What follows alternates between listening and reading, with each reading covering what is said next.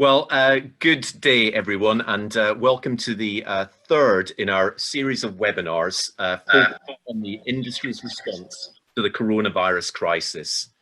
My name is Murdo Morrison, and I'm the head of strategic content at FlightGlobal. Now, in our previous webinar, we spoke with three former airline CEOs about what lessons we could learn from their experiences steering their companies through the likes of 9/11, SARS, and the financial crash to help us with our response to this crisis, which with most of the world's fleet on the ground and most of the world's population in lockdown, feels like every crisis, every previous crisis rolled into one and multiplied by two. So this time we're turning the focus to the aerospace industry.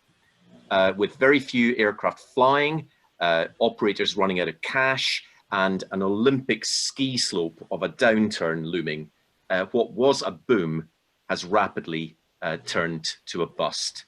And the impact's been felt from Airbus and Boeing all the way down the supply chain.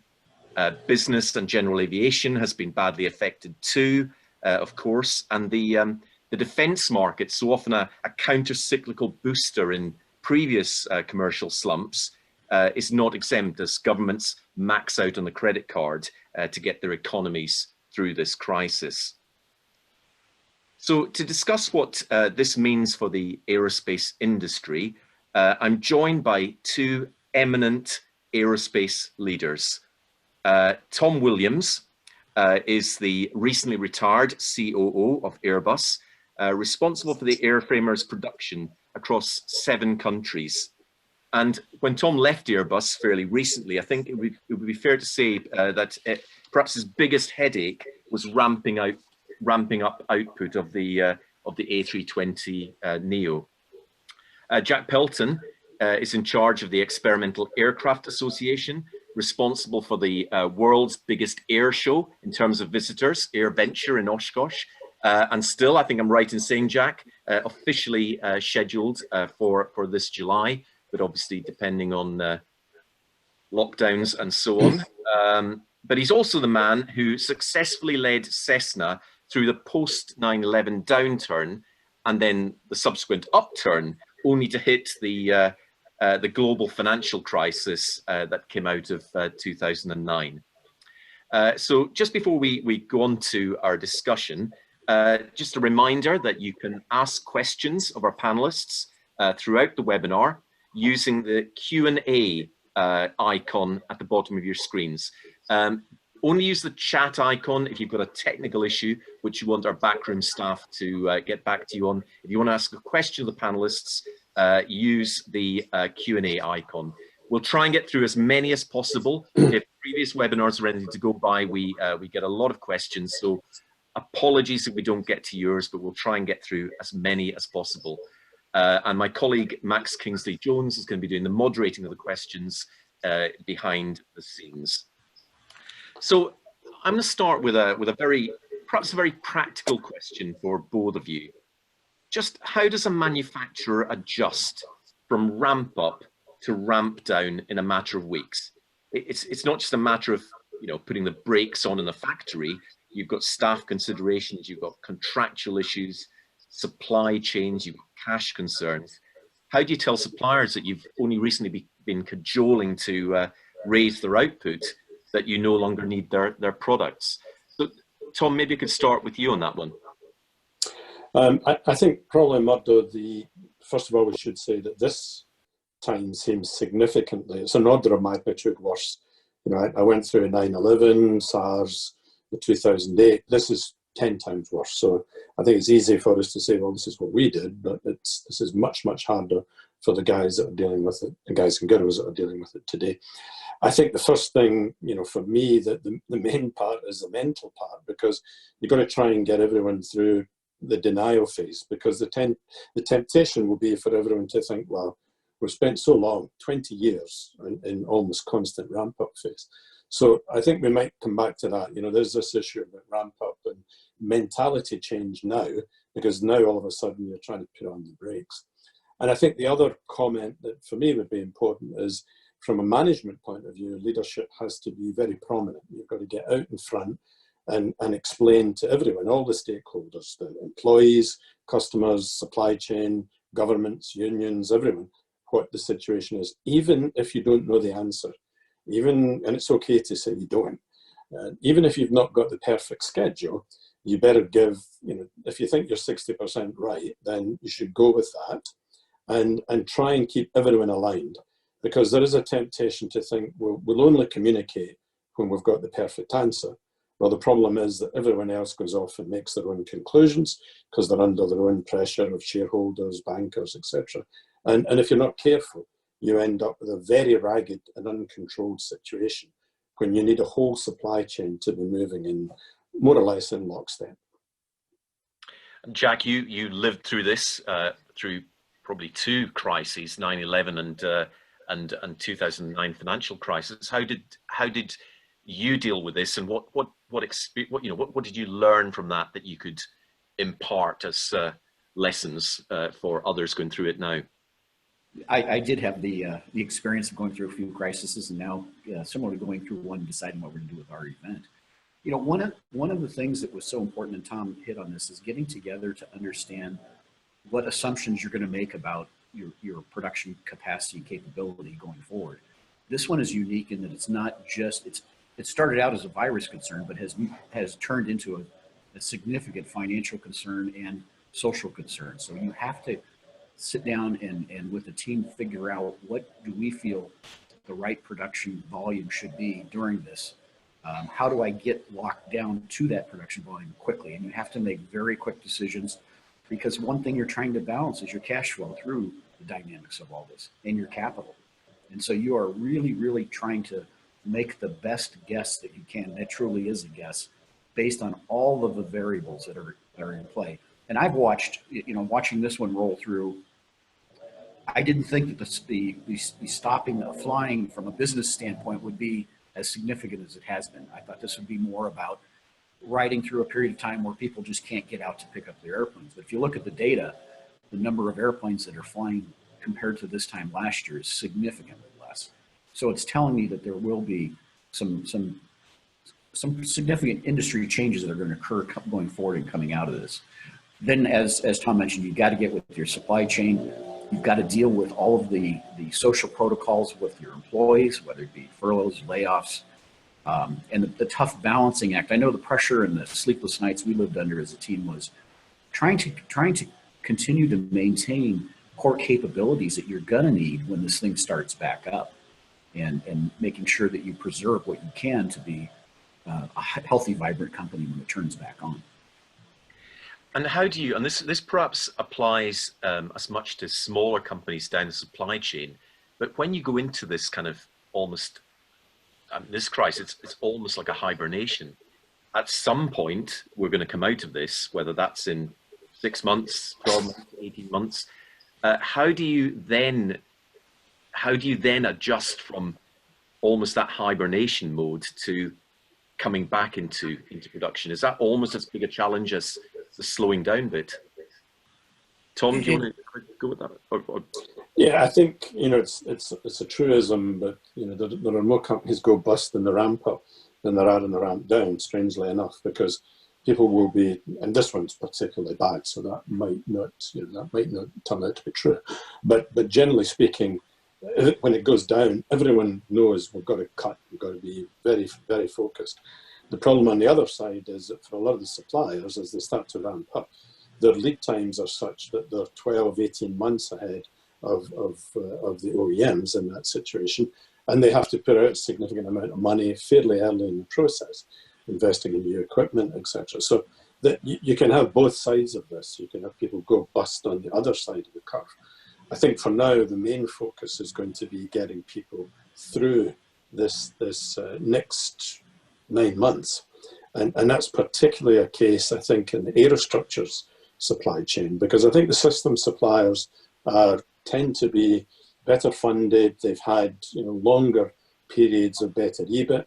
They will lose, of course, their aftermarket in the short term, but those tend to be stronger companies with better access to raising bonds and those kind of things.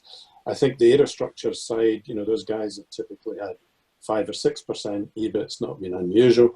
and it's a very dispersed supply chain. And those are the ones that I would lose the most sleep about. You know, how do you get that very diverse group of quite often small and medium-sized enterprises and get them to come through this process? And that's probably going to be one of the biggest challenges. And for you, Jack, you went through ramp down, ramp up again in the mid noughties when things started to pick up considerably, only to go down again and up again. I mean, how do you deal with that ramp up as well as ramp down? You know, the first issue is trying to temper the irrational exuberance of a sales force when it's finally time to start selling again, and they want to get back to delivering airplanes.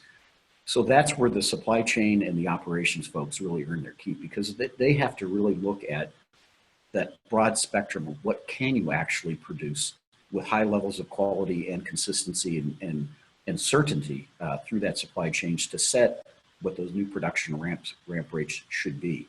And quite often you get in the dilemma that you certainly aren't going to have the capability to produce what you used to initially, and the market and the sales team are going to try to convince you should be doing more. But you've got to get, as Tom mentioned, those steps right, or you can overcommit, and on the backside of this, have some significant capital challenges and inventory turn challenges that could sink if you aren't careful. Do you expect? Sorry, I'm just going to say, I think customization lead times. You know, today we've got customization lead times that are built on this massive machine. But exactly Jack's point, the danger is you get the sales guys coming in and saying, yeah, I've got a customer, he's desperate to take an aircraft in 6 months' time. Well, can I get the BFE supply chain lined up? Can I do all the customization in that time? Everyone will want to say yes, because everyone wants to try and please the customer and get aircraft out the door. So now is the time to be looking at your customization lead time and your approach to get ready for those kind of scenarios. Do you see, and we're looking, you know, again, 18 months down the line, perhaps 2 years maybe, do you see a consolidation in supply chain coming out of this, you know, for financial reasons, because companies just can't survive, they collapse, or because Boeing and Airbus and the other OEMs will just simply want and need fewer suppliers?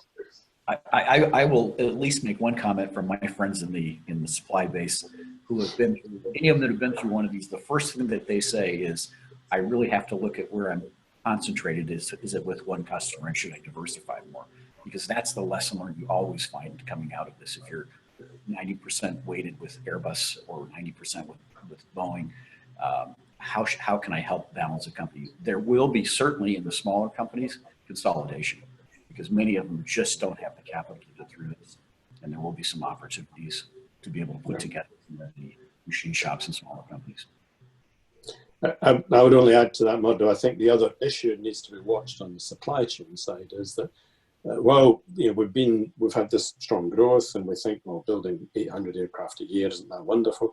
The reality is that aviation is still relatively small volume, and I think there is a risk that a number of suppliers in areas like raw material, whether it's metals or composites or even electronics, a number of people will look at the aviation and say, well, if you're only going to be half the size you were before, and your specs and your certification is all very, very complicated, I'm not going to bother. I'm just going to pull out of that market. It's not worth me, you know, it's not worth me being there. So in some cases, there will be people that are just going to decide, and it can be in chemicals because there's new rules coming along at the same time. Some people might say, I'm just going to stop doing this. It's just not worth my while at these kind of volumes. And that'll be, I think, another challenge, apart from the point Jack talked about, the number of small and medium shops that I'm probably not going to get through this. We saw, I touched on this in my intro, but we saw in previous downturns, particularly after 9/11, a sort of counter-cyclical uplift for the defense sector, which for a lot of manufacturers helped offset the downturn in commercial aircraft. That's perhaps something that won't happen this time, because government spending is going to be constrained as they, you know, as I said, they pay off the credit card from the cost of all this. Yes, and I think the question is, it's, you know, you can't easily turn industrial capacity, and I think this in a time when defence equipment is becoming increasingly complex. You know, so you can't turn the same lines that are building single-aisle aircraft into building stealth fighters, and all of the issues that go along with it in terms of technology. So I think defence equipment is characterised by smaller and smaller batch sizes of more and more complex equipment, and that's not really going to help in this situation. And maybe the other part to that, Murdo, would be in each of the previous recessions that we went through, you know, after 9/11, there was a lot of special security measures, and people could see when they went to the airport, they were getting body searched. There was, you know, marshals on airplanes. They could start to feel a confidence. After SARS in 2003, it was kind of a localized thing, and it was 9 months. 2008, the banking time, I mean, we had North America, Europe all going down, but we were lucky at that time that China was growing strongly, and the LCCs, the low-cost carriers, were taking increasing market share. So we had a couple of other factors, and if you look at the chart, you know, you see the blips where these things occur, but it pretty much came back onto the 4.5–5% trend line afterwards, and actually made up the difference. I think the worry now would be this time, there isn't that counter-cyclical effort. I don't see where it's going to come from. And so we need to be thinking about preparing for a new reality, which will be very, very difficult. You know, and everyone's hoping it's going to be a short, sharp V. I don't see that. Maybe on single aisle it comes back quicker. On long range and wide body aircraft, I think this is going to be a long process for other reasons that have to do with, you know, perhaps a lot of equipment went into the market in the last 7–8 years. I agree with Tom in that the crises we've been through before, they were a little more predictable as to what would cause the recovery. SARS was so significantly different than what we're going through now, because we've now created such a because of the media to some extent, a new paranoia about this disease that we haven't had publicly around other diseases in the past. So quite honestly, I think people are never going to come out of feeling completely comfortable until there's a vaccine. Then when you look at 2009, for our business, it ran with how the markets ran. When the financial recovery came, the business, you know, the old saying, high tide floats all boats, was definitely the case, and we didn't have other social dynamics that impacted this. It's not going to be a sharp V. I mean, you may see some of the service industries come back quickly, but as far as the industrial side of the world, I think it's going to be much slower. You know, Tom and I were talking earlier with you, Murdo. It's all about what supply is out there and then how much capacity do you need. And there is a lot of supply out there currently sitting on the ground with the high production rates that we've been going through. So the question will be, what's the consumption of that supply need to be over the next 12, 18, 24 months? In previous crises as well, after 2008, we saw Asia helping the industry. The demand from Asia really, Tom, you alluded to this. Demand there helped the industry as other markets were slowing down. It happened in business aviation as well. I guess that's not going to happen this time. So obviously, is it? I think we have to also recognise that there was an issue that if we came into the end of last year, the RPK numbers that issued by IATA for the Chinese market, for example, showed a 5.3% growth, which in most other markets you'd say, well, isn't that great? 5.3, that's really good. But in the previous 20 years, it was probably the worst numbers we'd had for China. You know, they'd had 9, 11, even 12% in some years. So 5.3 was almost like a recession. And it's probably fair to say that China took less airplanes in 2019 than it did in 18. Now, some of that was due to the MAX deliveries, but Airbus didn't deliver more in 19 than they did in 18 either. So I think there was an issue that, you know, there was a lot of capacity of getting into China. There are some limits in terms of air traffic space. Ironically enough, in China, air traffic space is quite limited, and more particularly things like pilots and infrastructure. So I think the issue is that, you know, while we can see some signs that flights are starting to operate in China, I think the Chinese government will want to encourage airlines to start flying because communication is part of mobilizing the economy. We have to wait and see what the load factors are. And we'll see the same in North America. I think the US government will pour money into the US airlines and will encourage them to fly. But we hear a lot of stories about aircraft flying with 12 passengers or even less than that. So load factors are going to be a record low. And that's going to be another big determinant. So I think China will come back, but China was already bearing, we had the problem last year of trade war between the US and China, which was slowing things down.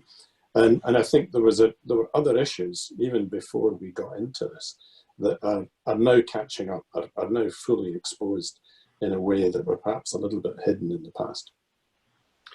And Jack, are we at the bottom of the U yet, as far as at least US manufacturers are concerned? Perhaps is there and how steep will that recovery be, do you think? I don't think the US manufacturers yet have determined whether we're at the bottom. I think there's still a period of time to go before we'll understand that. On the airline side, as Tom mentioned, I mean, the load factors are dismal here in the United States. There's friends of mine who are airline pilots are talking about flying in narrow bodies with 3, 4, 5 people on board. So, there's this new, again, the difference being what's going to be the social integration into causing people to want to fly again. How do you get them over the fear and the paranoia, which we don't have with just a pure financial crisis. Yeah, absolutely. I'm going to take some questions from the audience. I've got one here, and this is very appropriate, and this applies to previous crises as well. How do you think we can retain skills in the sector during this period and mitigate the loss of good people to other sectors? I'll let Jack go in first on that one. In the last 2 weeks, that's been probably one of the biggest things that's weighed on my mind, because I spent the last, 2 years, 3 years doing nothing but promoting the fact that this segment, the aerospace industry as a sector from an industry standpoint, is the hottest market for all job skill sets, whether it be technicians, mechanics, assemblers, pilots. It looked like it had unlimited future, and we were getting a good push and movement across the globe to get young people interested and excited about this new vibrant industry. And the way the brakes have been put on it right now, with the number of some of these great jobs that are being furloughed and laid off, it's going to be a tough sell going forward. And I think for me, Murdo, I'd say, if I look back in my time at British Aerospace and at Airbus, you could always chart when a new program had been launched or when there was a recession. Because if you wound the clock forward, 10, 15 years, you could look at the demographic of the workforce and say, well, that's when we hired a whole bunch of people. That's when we fired a whole bunch of people because, we were in a recession. And you get these kind of big lumps going through the demographic. And in fact, one of the issues for aerospace was that there would be another big demographic wave coming through in this next 2 or 3 years. A lot of people, certainly in Europe and in North America, who were in the kind of late 50s were going to probably go out of the industry. So I think you come back to this question of, so what's the size of the organization we need for the future? Keeping in mind that people have got to manage for cash, so they're worried about the immediate issue. You've got to try and balance that with what capability do we need? I think the important thing is to keep going on your R&T, because you need to be thinking about, at the moment there's less attention on environmental issues, but that will come back again. And the question is, how will we get a new, more environmentally friendly aircraft? And therefore research in things like hybrid fuel cells or different power plants needs to continue. But those are probably airplanes that are going beyond the end of this decade. The technology would have probably driven them there in any case, so more like 2033 or whatever. But I think you then have to protect the core R&T to hit the TRL, the technical roadmap levels at the right time, to be ready to do that. Because when this comes back, there will be a pressure on, you've got to do it with environmentally friendly aircraft. So I think it's then about keeping the key skills during that time. And also the other point I would make is, there's no point just keeping them around to sit and drink coffee and play cards. They've got to have things to do. Your best people, even if you keep them and pay them, if they're not challenged, your best engineers will leave to other industries. That's just the fact of life. And there won't be enough money you can pay them to get them to stay. So if you're not doing new aircraft because it's too much expense, you're going to have to do some certainly serious size technology demonstrators to give the teams a real focus, and so that the younger people coming through are also learning on something significant, not just doing mods to, you know, the landing gear doors on an in-service aircraft. You've got to be developing for a next set of skills. That's not tens of thousands of people, but it is the core team, because when you restart and you start to design a new aircraft, you don't need 20,000 engineers. You need them, you know, when you're at the detailed design phase. But you need the loads guys, you need the weight and balance guys, you need the flutter guys, you know, you need to keep those core skills and keeping on improving your modeling so that when you do come to this next stage, you've got all the tools ready to be able to also try and compress development lead times and cost. You know, one of leadership's biggest challenges has always been asking the hard question of what do I need? I don't need to answer the question, what do I need today? I need to answer the question, what do I need in the set of resources for 20 years from now? And how do I move to that model and that staffing profile? And I guess a political question almost related to that. What's the role of governments in supporting manufacturers in this situation? I mean, is it more important to simply preserve jobs, to pay, as we're doing here in the UK, where furloughed workers are getting 80% of their salary underwritten by the government in other countries as well? Or is it more important, as Paul touched on there, perhaps to put the money into R&D to encourage manufacturers to be looking to the future and perhaps keeping their best top people, their engineers and their designers, the really clever people? How ought governments to prioritize that? I can only say right now, it looks like there is not a strategy. There's just a very, very strong reactionary mode by the governments to throw money at the issue. And eventually they're going to have to think through what kind of other problem have they created as a result of that. I mean, no one has ever mentioned in the United States in the last 4 weeks or 5 years the national debt. But boy, we have done a heck of a job of increasing that in the order of magnitude just in some of these relief programs. I think for me, Murdo, I mean, the argument in aerospace that there is always going to be a role for government. You know, we can have philosophical debates about whether that should be the case or not. But not only for defence, for strategic reasons, for political reasons, aerospace will always be key. You know, Boeing is the #1 exporter. Airbus is one of the biggest exporters in Europe. And that inevitably leads to involvement, interference, you can call it whatever you like. So I think government do have a role in this situation. And they need, I think Jack's point's valid. Right now, everyone's in a tactical, you know, reactionary mode. There needs to be a bit bigger plan that says, what industries and what capabilities do we want to come out of this? Because aerospace does provide very high value, high tech jobs, which I think are very important. And I always say that when I was, you know, recruiting young people at universities, but it's true. I genuinely believe it's the case. So I think governments also, you know, they need to sit down for a few minutes in the middle of all this crisis management and think about what do we need to do to encourage our companies to get through this. And it won't just be things like the furlough scheme. The problem will be there that probably still won't be enough. Now, in the end, the only thing that will fix this is demand. You know, you can't push supply.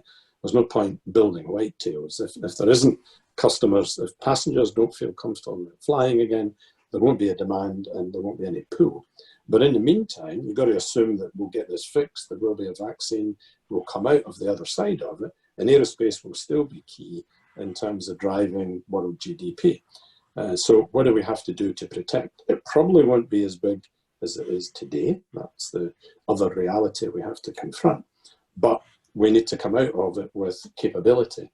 And that needs, I think, governments and industry at all levels, not just at the level of the big primes, because they get a lot of attention from government anyway.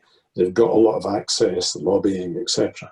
You need to think about further down the food chain, the guys that don't have the management time, don't have the lobbyists. These are the guys that the government need to think about. How are they going to help them survive this situation? We've got a question from Mohammed Fawzi. This is to do with the OEMs were obviously a lot more vertically integrated in the past. There was a lot more outsourcing has gone on over in recent decades. What shifts might we see in the supply chain among the OEMs and their tier 1 and tier 2 suppliers? Will OEMs start to take more work in-house? Is it possible that we might see less of a global supply chain as governments perhaps encourage national industries? We've seen a little bit of that with the crisis, where governments have held their hands up. We don't actually have any companies that make ventilators. We don't have a pharmaceutical industry. Will there be a lot more economic nationalism, and will that feed into the aerospace industry? I think near term, before you get into the nationalism issues, just by default, you're going to see some of the OEMs having to absorb work from what were second tier, third tier suppliers, maybe even first tier, as the effects of whether these companies can survive it happens. I still don't believe it will fundamentally change any of the OEM strategies as to how they view the supply chain. But when you get into the nationalistic side of how that works, that's, I guess I'd call that a third order kind of decision making versus what's going to be necessary to get production back turned on and going. Those are tough decisions. I mean, those decisions of, do I want to take on building a low value components that really don't fit into my cost structure, my overheads, my core competencies as a company. So you may see a cycle where you have to do that just to continue production, but then you're working on strategies of how do I get that back redeployed to the best source at the best cost points in order to meet what I have to have as far as my cost structure to meet my price points. The nationalistic side of it, boy, that's a tough one to address for me personally. I think for me, I would say that I think Jack's point valid, clearly there'll be tactical need to maybe insource. Typically in Airbus in any given year, I would have been used to having 1, 2, or 3 suppliers go bust for various reasons during that time. And we had a kind of set menu of, here's the things we do, and this is how we go and manage a bankruptcy. And it would be a combination of tactics. I think in this case, it's going to get a lot worse. And that's why I think also governments will have a key role in keeping this supply chain together, as well as the OEMs themselves, of course. I think fundamental changes, apart from those tactical reactions, strategic ones tend to be more what Jack talked about. It's more about, those are decisions you make only when you're designing a new airplane. And then you're more interested in really big decisions. Am I going to make the wing? Am I going to buy the wing from someone else? Those kind of conversations are the really top level ones. And then I think to your other point, Murdo, about the world footprint, the reality is that aerospace is a very global industry, and there's, particularly between Europe and North America, there are only so many engine suppliers, for example.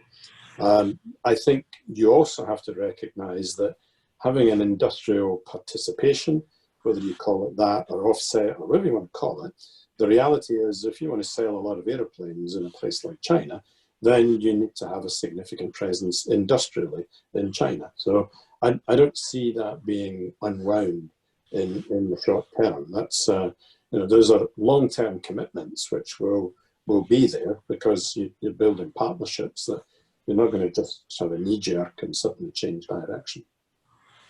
I think adding on to Tom's comment is that any new product development is such a capital-intense process in aviation. I mean, it really is a lot of effort and capital, and we'll have to see how the economic impacts of this downturn occurred, because as we go into new product development, there may be even more of a need for offsetting some of the capital to industrial partners, to other places in the world, in order to be able to afford to develop products we'll need 30 years from now. Yeah, a lot of people might think, well, we're going to do all this ourselves, and even some of our own people dream of these things sometimes. So when they put all the business case together and present it to the finance director, and you say, this is the business case for the new airplane, he's just going to laugh at them and say, you guys are crazy, go away, think again.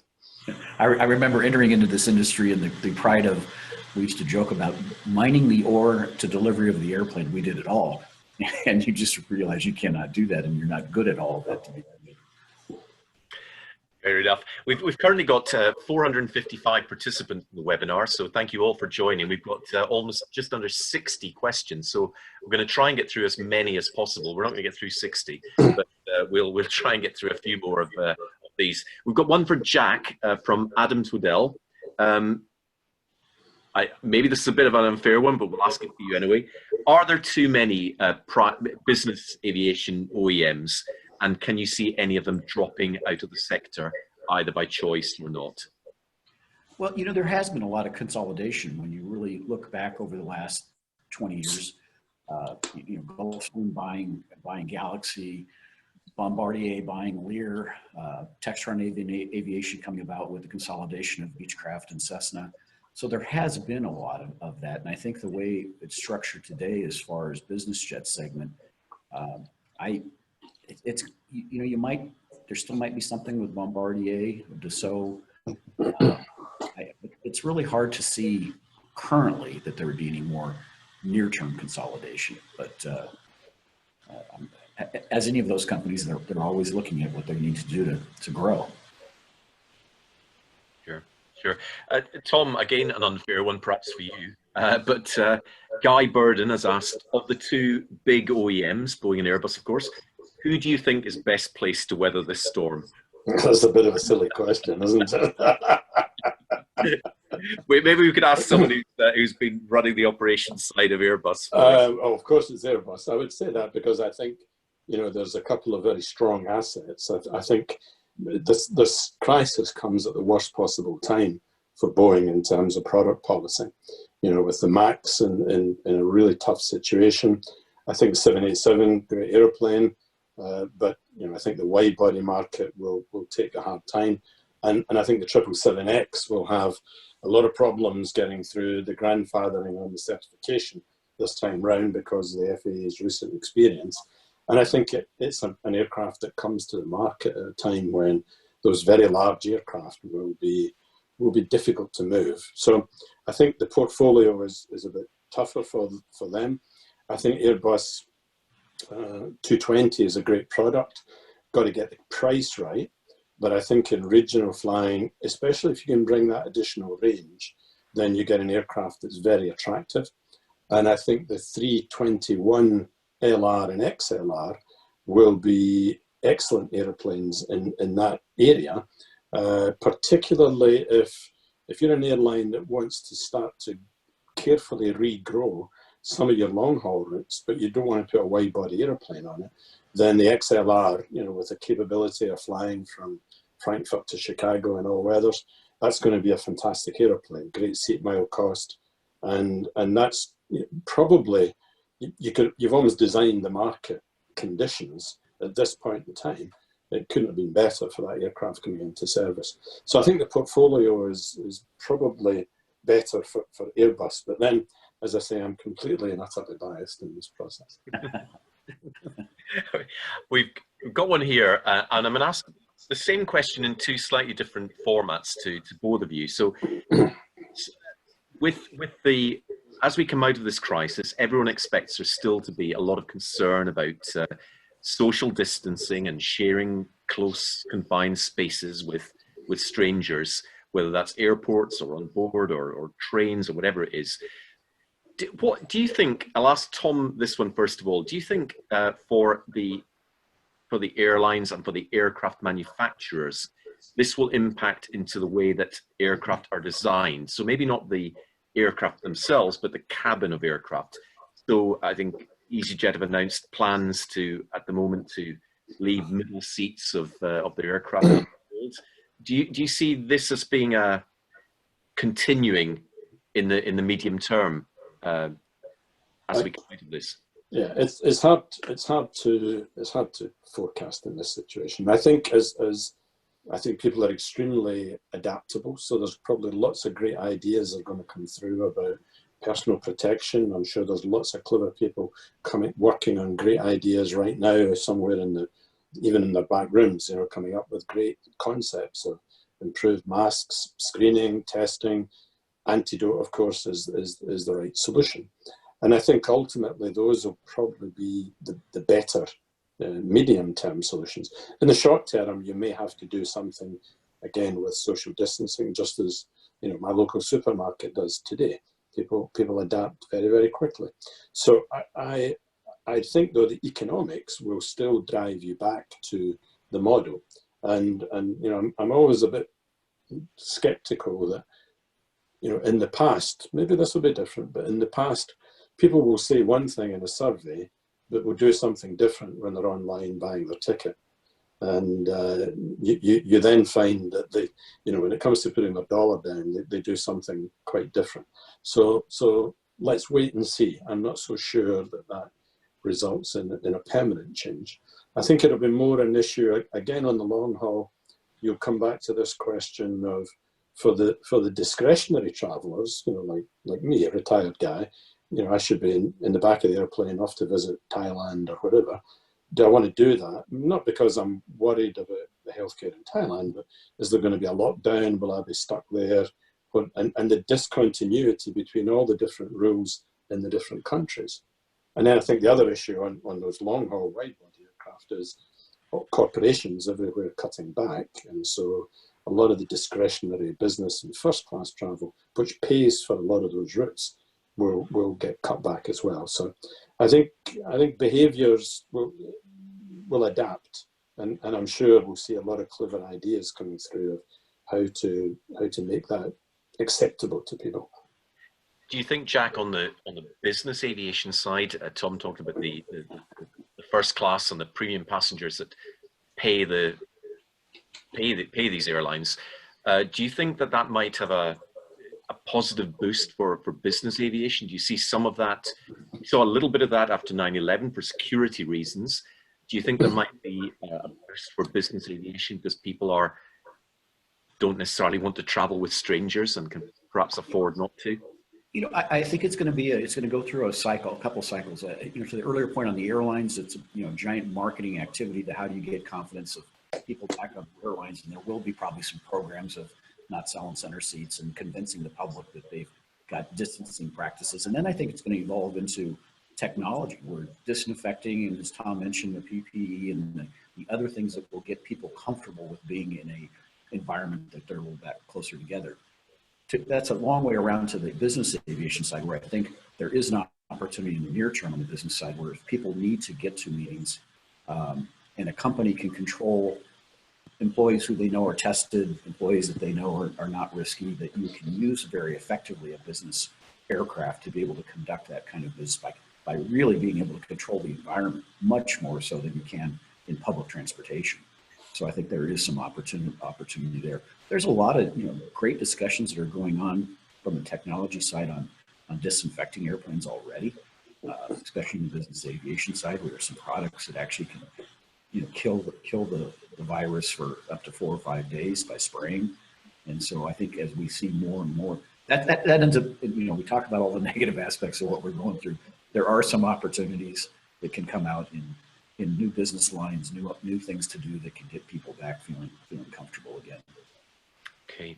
Now, another question here, which touches on a point that Tom made earlier about R&D and the importance of thinking about the next products coming down the line.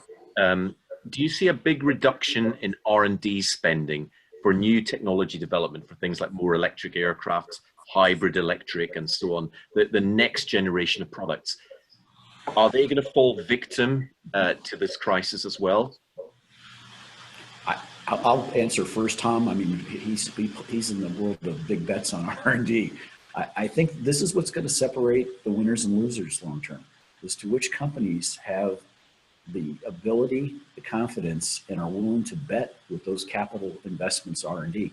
We've watched this in this industry forever. The first thing that goes during any kind of economic hiccup is you shut down the R&D. and then you pay for it because we're a long cycle development industry. You pay for it down the road when the markets pick back up and you don't have a product offering that should have been worked on in those 2, 3, 4, 5 years prior to when the market heats up. So I think this is going to be a very interesting dynamic to watch, and it's going to really determine, you know, who becomes the class of the field. Okay. Sorry, Tom, did you want to come in there? Or? No, I think Jack summed it. I think the issue is you've got to also make sure that when the R&T part of that, separate out the R&D and the R&T. The R&T doesn't tend to be a huge number of people. It tends to be all the, you know, the guys and girls in the white coats doing the real kind of advanced stuff for something that is for 10, 12 years' time. I think keeping in mind the environmental pressures are muted just now, but they will come back and could come back even stronger. And also you're going to have the impact of things like CORSIA. Unfortunately, this was going to be one of the years of the baseline of CORSIA, so we'll have to wait and see what happens with that. But inevitably, CORSIA will come in, and that'll be another operating cost issue that the airlines and operators have to deal with. So I think you have to be, you know, you probably are delaying when and what is the appetite for a next new aircraft. And in any case, I would have been saying, unless there's a step change in engine technology, which I don't think happens this decade, it's probably then you need to get ready for the next generation, which is not going to come until 2032 or 33. And in that situation, you need to be looking at alternate fuels, hydrogen. You know, I don't think the battery solution will be viable for aerospace, certainly not for an airplane the size of, let's say, a 320. For various reasons, would be another conversation.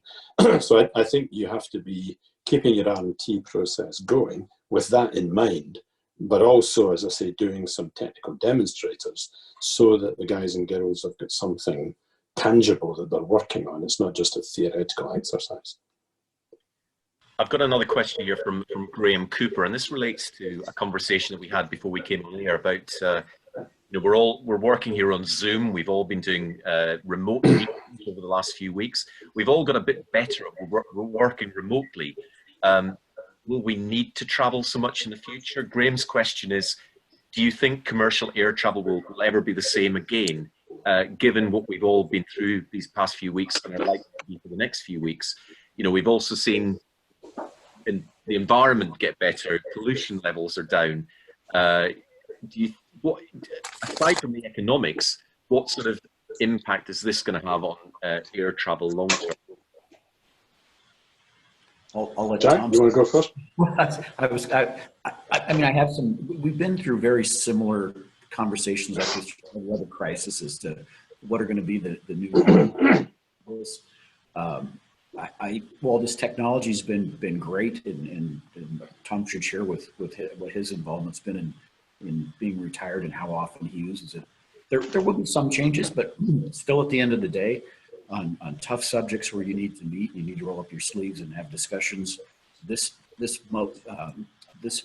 mode of communicating just doesn't quite get some of that done as easily as you need to be as highly productive as you need to be on certain topics. I mean, I would say for all the different plants I used to be responsible for, all the plant leaders would probably have preferred the Zoom process. They were never terribly enthusiastic, because whenever I would go for a visit, I would say, you're only allowed 2 or 3 slides of PowerPoint, and then we'll go out in the factory and we'll spend the rest of the day there. So that wasn't a process that they were always terribly enthusiastic about, I'd have to say. So maybe that was just my style. I think the issue then will be, you know, joking aside, I think it does. You know, the last 4 weeks has been a bit of a revelation for me. I've never been busier, and I've done a lot. I've achieved a lot through other media. I think if you know the people well and you've got strong relationships, routine meetings where you're just reviewing actions, you can kind of get that done. I think there is still a lot to be said for, especially in our kind of industry. You've got to go see if what actually is happening on the, you know, out in the hangar or on the production line matches up with the nice PowerPoint presentation. And you've got to see, you know, look in people's eyes when they're talking about what are the issues and what are the priorities. Can I deal with it? Can I not? And of course, if it's new relationships, if you're in sales and you're trying to build up a relationship with a customer, the only way to do that is face-to-face and over a period of time until you build up trust. So I think the answer is yes, it will have, I think, an impact, especially in a time when people are worried about security and health. And at the same time, I think in the end, it won't entirely replace it. Technology always creates, sometimes it creates more reports, more demand. And I think you'll find that, after a period of time, that'll kind of smooth itself out again. But it could have, in the future, maybe 10, 12% of some of the travel you might have done. Maybe you do it every alternate month instead of every month, those kind of things. I do think the third dimension of having video is a huge plus over just teleconference, because I can see when you're wanting to talk or not talking as opposed to stepping on over each other, and that has been nice. Jack, I remember after 9/11, both the business aviation industry and also some airlines as well ran campaigns about the importance of getting back to travel, because the importance of face-to-face meetings, stuff you couldn't. Back then it was over the telephone mostly, but stuff business is just done better face-to-face than remotely. I guess this technology has moved on, and we're much better at doing things remotely than we were in the years after 9/11. But do you see it coming? You see that being a negative as the industry comes out of this? I don't think it's a negative. I think it's a pivot that we, in my demographics of people coming up through the industry and age group versus now the younger generation who is being educated, trained in a whole different manner than we were. And they're doing so much more remotely, online. They don't carry a book bag anymore. They are far more attuned to what I think is a society shift. And that will be one of the things we're going to have to accommodate with the new workforce in the next years. I've got a question from, I hope I've got the pronunciation right, Michele Picardi. And this is really to do with a very practical question, how companies respond to downsizing with their staff. How do you handle the overcapacity of staff and assets in the long run? Can part-time working be considered as an option as opposed to laying off staff? I mean, talk very briefly about some of the issues that you've confronted in previous downturns. And I know it depends on the country you're in largely, and the laws and so on, but maybe just briefly talk us through some of the processes that you go through when you're deciding, are we going to furlough people? Are we going to make them redundant? Are we going to try and persuade them to reduce their salary and go part-time? Jack, you want to go first on that? I was going to let you, Tom, because Okay, all right. So, I mean, I think, first of all, you touched on it, Murdo, you have to adapt to the local, national rules and conditions because they'll be quite different. And that there will be, there are schemes like Kurzarbeit and whatnot in Germany where you can get subsidies. The fifth day is paid by the government. Those are quite useful in terms of retaining capability and skills. I think the question comes back to, is it a short, sharp V? Are we just trying to maintain skills for a short period of time? Or is this a more structural and longer term issue? And if it is, then we need to think about the whole issue of the footprint, the number of facilities, the things that we're doing. That's a much more structural conversation. And I suspect we're at the edge, that's where a lot of the people are going to have to face up to. What's the industrial landscape? How many suppliers do we need? How many engineers do we need in all of this to protect, as Jack said earlier, it's not about managing the day-to-day. Right now, everyone's probably managing just for cash, but they need to be thinking about what's the shape of the business in 5 years' time. And then you have to have a kind of, what would be the worst case scenario? So we prepare for the worst and we hope for the best, obviously, but we have to prepare for the worst case. And then there are a number of social means that we can go through, whether it would be things like voluntary schemes. The problem with that often is that you tend to lose some of your best people, and that may not give you it might allow you to achieve a numbers game, but it doesn't necessarily allow you to set the business up for the future. It's kind of socially nice, but maybe not the best long-term solution. So I think you have to design a plan you can look at various different alternatives, but you have to design a plan with what do we need in 5 years' time, not how do we just get through the next 6 to 9 months. You know, and Tom did a great job of kind of outlining what you're trying to get to.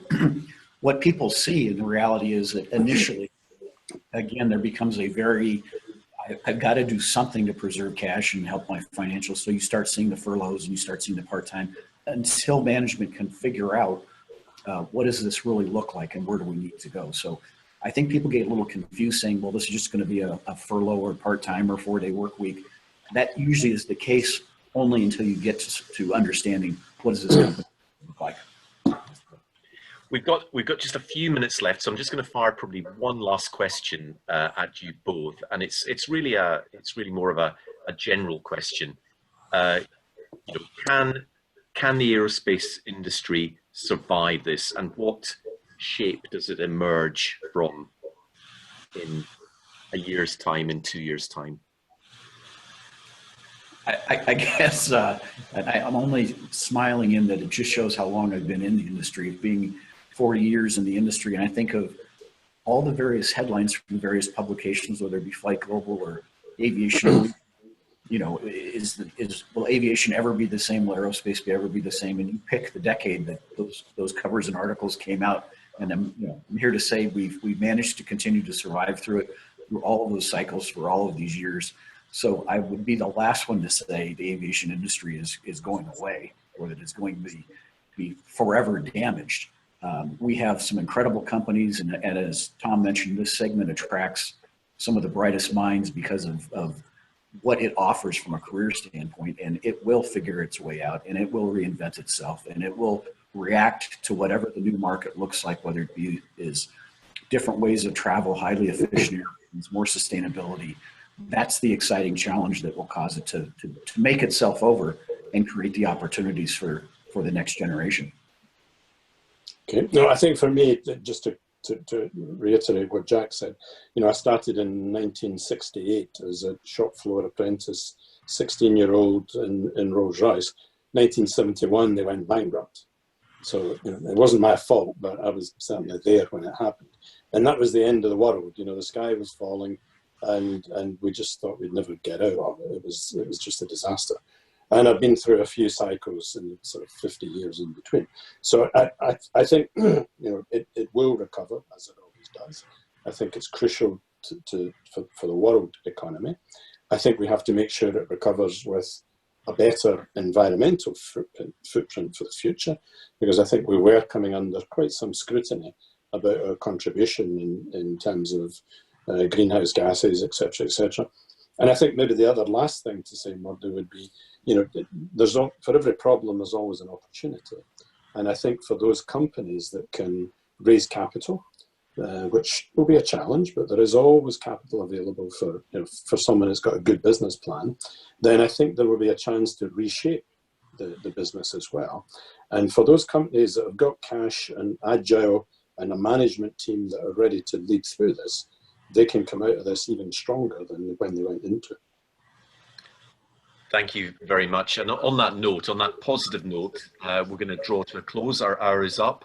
We've got 70 unanswered questions. So thank you very much for all your questions, and apologies if we haven't got round to answering them. I hope we've answered as many as possible and as wide a range of questions as possible. I'd like to thank both our panelists for giving so generously of their time and their insight today. And I hope you've enjoyed the webinar and found it useful. We're going to be back in 2 weeks' time with my colleague Max Kingsley-Jones in the chair to look in detail at the leasing and finance market.